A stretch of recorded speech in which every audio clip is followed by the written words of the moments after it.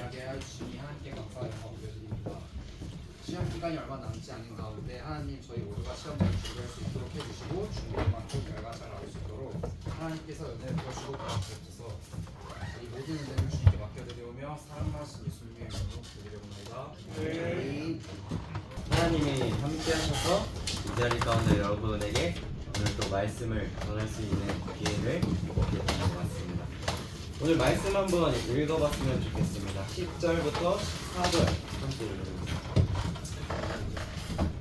시작! 이제 내가 너를 너에게 하여 너에게 내 백성 이스라엘 자손을 애굽에서 인도하여 내게 하리라. 모세가 하나님께 아뢰되 내가 누구에게 너에게 하여 이스라엘 자손을 애굽에서 인도하여 내리까 하나님이 이르시되 내가 반드시 너와 함께 있으리라. 내가 그 백성을 애굽에서 인도하여 내리되 너희가 이 산에서 하나님을 섬기니 이것이 내가 너를 보내신 것이라. 모세가 하나님께 아뢰되 내가 이스라엘 자손에게 가서 이르기를 너희의 조상의 하나님이 나를 너희에게 보내셨다. 그들이 내게 묻기를 그의 이름이 무엇이라 하니 내가 무엇이라고 그들에게 말하리까. 하나님이 모세에게 이르시되 나는 스스로 있는 자이니라. 또 이르시되 너는 이스라엘 자손에게 이같이 이르기를 스스로 있는 자가 나를 너희에게 보내셨다 하라. 오늘 말씀은 내가 너와 함께하겠다라는 제목으로 말씀 전하려고 합니다. 오늘 10절에 보니까 하나님이 모세에게 이야기합니다. 내가 너를 통해서 애굽에서 이스라엘 백성을 인도하겠다. 그러자 12절에 모세가 대답합니다. 내가 누구인데 바로에게 가며 이스라엘 자손을 애굽에서 인도합니까? 여기서 모세가 자신이 누군지를 몰라서 하는 말일까요? 아니요, 바로 자신이 감당할 수 없는 사람이라고 이야기하고 있습니다. 왜냐하면 그는 애굽에서 도망쳐 나왔기 때문입니다. 하나님께 이렇게 이야기하고 있는 거예요. 내가 거기를 다시 어떻게 들어갑니까? 그런 거절을 하는 모세 앞에 하나님은 내가 너와 함께 하겠다라고 응답하십니다. 모세가 거절을 한 번만 했을까요? 아닙니다. 이후에도 계속해서 모세는 자신의 자격을 논하면서 하나님 앞에 이유들을 내놓았습니다. 하나님 그런 모세 앞에 이렇게 대답하십니다. 하나님, 그들이 내 말을 믿지 않으면 어떡합니까?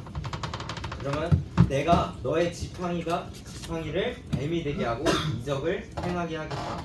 그러면 백성들이 너를 믿을 것이다. 하나님, 나는 원래 말재주가 없는 사람입니다. 그래서 하나님이 너의 입을 지은 이가 누구냐? 내가 너와 함께하겠다. 나는 주다. 그렇게 결국 모세가 애굽 바로 왕에게 갑니다. 그렇게 이야기를 전하게 되는데 또 실패하게 돼요. 오히려 모세가 이야기한 것 때문에 이스라엘 백성들이 더 힘든 일을 겪게 됩니다. 안 그래도 하나님 앞에 자격이 없다고 안 된다고 이야기했는데 그래서 겨우겨우 이야기를 가서 바로 왕에게 했는데 그럼에도 상황이 더 악화된 것을 보고 모세가 또 하나님 앞에 이렇게 이야기하는 겁니다. 하나님, 어찌하여 이렇게 상황을 만드십니까? 제가 안 된다고 하지 않았습니까? 왜 저를 보내셨습니까? 그러자 하나님은 다시 너를 통해 백성들을 인도하실 것이라고 말씀하십니다. 그리고 나는 주다 라고 이야기합니다. 그러자 모세가 다시 이야기합니다. 하나님, 바로가 또 제 말을 들을 것 같습니까? 그러자 하나님이 너를 통해 반드시 애굽에서 이끌어내겠다. 나는 주다 라고 이야기하는 겁니다. 여러분, 뭔가 이상하지 않으세요? 모세는 하나님 앞에 계속해서 자신의 자신은 자격이 안 된다고, 자신에게 그 일이 적합하지 않다고 이야기하는데 하나님께서는 그 일을 어떻게 해라, 내가 그 일을 어떻게 해주겠다가 아니라 나는 주다, 내가 너와 함께 하겠다 라고 하시면서 자신의 존재로서 대답하신다는 거예요. 만약에 여러분이 힘든가 어려움을 가지고 있다고 가정해 봅시다. 그 문제를 가지고 하나님께 어떻게 해야 합니까? 라고 이야기했을 때 내가 그 어려움을 해결해 줄게, 힘듦을 없애 줄게 와 같은 근본적인 답이 아니라 하나님께서 오늘과 같이 존재로서 이야기하시면 어떨 것 같아요? 당장 나는 문제를 해결하고 싶은데 의미 없는 위로로 다가오지는 않을까요? 하나님은 왜 이렇게 모세에게 실질적인 답이 아니라 존재로서 대답하셨을까요? 바로 우리가 하나님 앞에 나아갈 때에 중요한 것은 자격이 아니라는 사실입니다. 여러분, 모세가 애굽에서 도망치기 전에 어떤 위치였는지 아세요? 이집트의 왕자였습니다. 사도행전 7장 22절을 보니까 이렇습니다. 모세가 애굽 사람의 학술을 다 배워 그 말과 행사가 능하더라 라고 합니다. 바로의 딸이 모세를 양아들로 삼음으로써 그는 이집트에서 자라면서 애굽의 최고의 학문과 최고의 교육을 배웠습니다. 그는 오늘 말씀에서처럼 말을 못하는 자가 아니었습니다. 그는 뛰어난 사람이었습니다.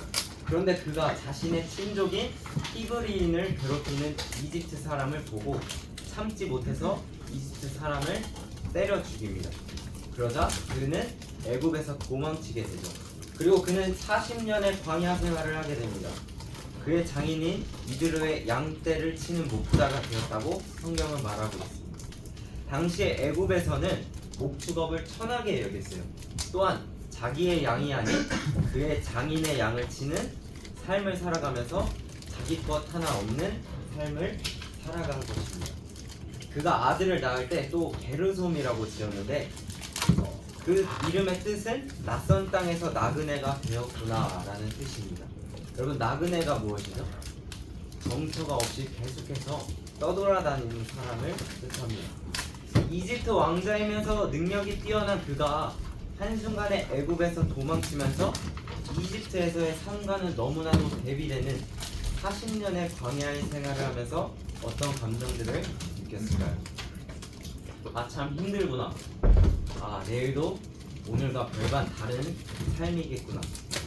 달라질 것 없고 발전될 것 같지 않은 똑같은 삶을 살면서 이집트에서의 삶과는 너무 대비된 삶에 좌절하고 실패된 삶을 느끼지 않았을까요? 그런 상황에 놓인 모세에게 오늘 본문은 하나님이 바로에게 가라, 백성들을 인도해 내라라고 이야기하신 겁니다. 어떻게 보면 오늘 본문에 나오는 하나님의 말씀 앞에, 그 명령 앞에 모세가 거절하는 것은 너무나도 당연한 일인지 모르겠습니다. 하나님은 자신의 것이라고는 아무것도 없는 이 모세의 인생, 40년 동안 광야 생활을 하고 있던 이 모세에게 왜 갑자기 백성들을 인도하라고 하셨을까요? 하나님은 왜 모세가 능력 있는 이집트 왕자였을 때 백성들을 인도하라고 하시지 않았을까요? 여러분, 맨유의 전설 해버지라고 별명이 불리는 사람 누군지 아세요? 박지성. 네, 박지성 선수입니다. 그가 잘하기 전에 이런 이야기가 있었다고 해요. 고등학교 때 축구를 잘했는데 그래서 원하던 대학 축구부에 지원을 했고 프로팀에도 지원을 했는데 프로팀에서도 지명이 안 되었고 대학 축구부에서도 받아주지 않았다고 합니다. 그 이후에 그렇게 해서 열심히 해서 결국 어느 대학팀에 테니스부로 들어가서 축구 훈련을 같이 하게 됩니다. 그리고 또 열심히 어떻게 해서 대표팀에 들어가게 됐는데 그 대표팀에 들어갔을 때에 사람들이 박지성 선수가 실수도 많이 하고 별로 화력이 보이지 않으니까 사람들이 왜 뽑았냐고 하면서 말이 많았다고 합니다.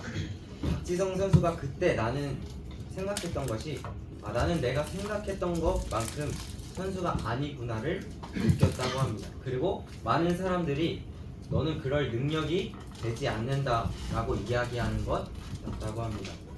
그러나 히딩크가 박지성에게 이렇게 이야기합니다. 지성아, 우리 팀이 좋은 성적을 올리면 너는 잉글랜드에서 충분히 뛸 수 있을 거야.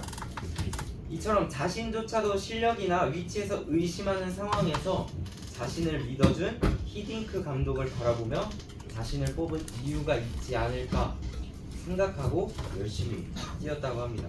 그리고 그는 어떻게 됐죠? 잉글랜드에 결국 뛰게 되고 레전드가 되었습니다.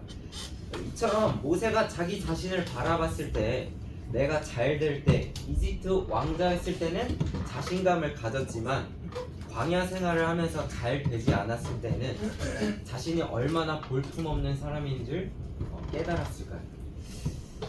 그러나 하나님은 그 광야 생활 가운데에 오늘 본문 말씀처럼 모세를 불러내셨고 결국 모세를 통해 그 이스라엘 백성들을 출애굽시키십니다. 모세가 이스라엘 백성들을 애굽으로부터 탈출시킬 수 있었던 것은 모세를 믿어주고 내가 너의 주다 라고 말하시는 하나님이 있었기 때문입니다. 이 사실은 모세가 모세 자신을 바라보지 않고 하나님을 바라보게끔 한다는 사실입니다. 말씀을 마무리하면서 우리도 내가 가진 자격과 조건을 바라볼 때 모세에게 상황이 아닌 나를 보라고 이야기하시는 것처럼 우리의 존재가 되어주시는 하나님을 믿으시기를 소망합니다. 하나님의 계획이 우리의 조건과 여건에 상관없이 하나님께서 반드시 이루실 것이라는 믿음을 가지고 살아가는 여러분들이 되기를 소망합니다. 기도하겠습니다. 하나님 감사합니다. 오늘도 이 예배 생활 가운데에 불러주셔서 감사합니다. 오늘 모세에게 이야기하셨던 것처럼 우리의 삶에서도 늘 동일한 모습으로 우리 곁에 함께 하시고 존재되신다고 하시는 주님, 오늘 말씀을 묵상하며 내 안에 놓여진 상황과 한계보다 크신 하나님을 바라보면서 한계를 넘어 이루시는 하나님의 놀라우신 역사를 경험하고 살아가게 하여 주옵소서. 오늘도 지켜주시고 함께 하시는 하나님의 놀라운 은혜 가운데 감사하며 살아가신 주 예수님의 이름으로 기도해 드렸습니다. 아멘.